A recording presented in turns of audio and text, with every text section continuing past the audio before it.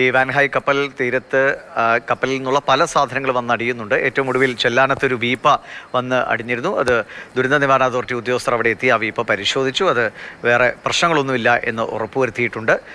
വലിയ ആശങ്കയാണ് ഇതോടുകൂടി ഒഴിവായത്.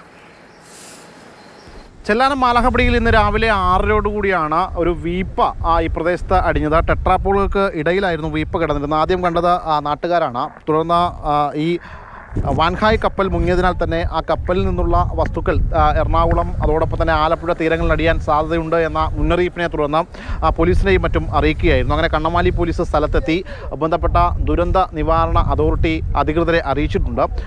സ്ഥലത്ത് കൂടുതൽ ആളുകൾ കൂടിയതോടുകൂടി പ്രദേശം തിരിച്ചിട്ടുണ്ട്. അങ്ങോട്ടേക്ക് ആളുകളെ പ്രവേശിപ്പിക്കുന്നില്ല. കാരണം ദുരന്ത നിവാരണ അതോറിറ്റി അധികൃതരെത്തി വിശദമായ രീതിയിൽ പരിശോധിച്ച ശേഷം മാത്രമേ അതെന്താണ് എന്ന് വ്യക്തമായതിനു ശേഷം മാത്രമേ ആളുകളെ അങ്ങോട്ടേക്ക് പ്രവേശിപ്പിക്കുകയുള്ളൂ.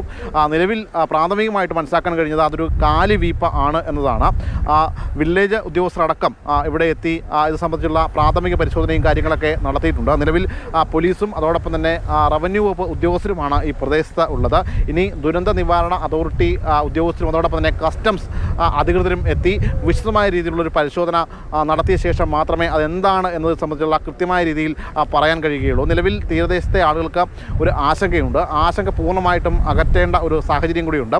അതിൻ്റെ പശ്ചാത്തലത്തിൽ വിശദമായ രീതിയിൽ ഇത് എന്താണ് എന്ന് പരിശോധിച്ച് കൃത്യമായ ഒരു കാര്യങ്ങളിലേക്ക് കടക്കും എന്നതാണ് റവന്യൂ അധികൃതരും വ്യക്തമാക്കിയിട്ടുള്ളത്. പോലീസാണ് നിലവിൽ ഇത് സംബന്ധിച്ച് ഇവിടെ ഇപ്പോൾ സംഭവ സ്ഥലത്ത് ഉള്ളത്. അവരും ഈ ആളുകളെ ഇങ്ങോട്ടേക്ക് പ്രവേശിപ്പിക്കാതിരിക്കാനുള്ള നടപടികൾ നടത്തിക്കൊണ്ടിരിക്കുകയാണ്.